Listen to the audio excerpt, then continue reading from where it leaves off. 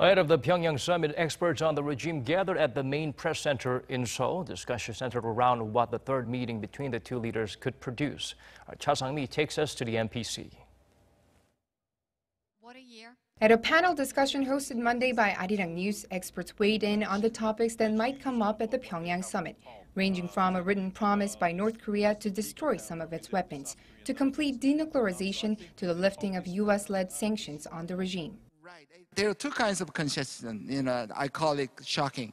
Number one is complete declaration, and report of nuclear program list. But it is not going to be easy for him to report.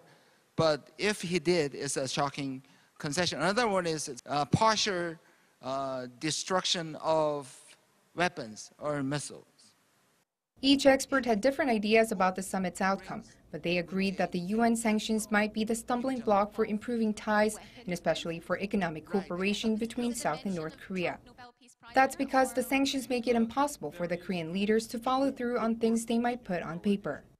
The experts also discussed what the next step might be, suggesting there might be another summit between Kim Jong-un and President Trump. Yet when asked about what the latest inter-Korean summit means for the U.S. and the Trump administration in particular, defense expert Harry Kaziani said that the bigger threat for the U.S. right now is its dispute with Beijing. China is the much bigger threat. In fact, to be very honest with you, if North Korea did not have nuclear weapons, I do not think the United States would be as concerned about the North Korean issue. So I think we have to look at it, the whole situation for the Trump administration and for its Asia policy through that China lens. He mentioned that President Trump is more engaged with domestic politics at the moment, so he might try to leverage a second Kim-Trump summit for the midterm elections in November.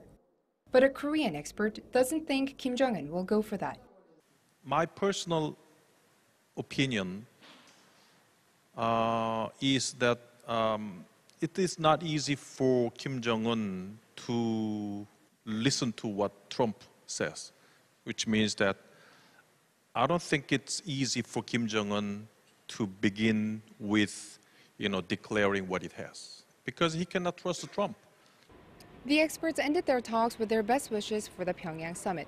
They called on President Moon to be a guarantor this time, not just a mediator, and to get some concrete result on denuclearization and to bring peace to the Korean peninsula. Cha Sang-mi, Arirang News.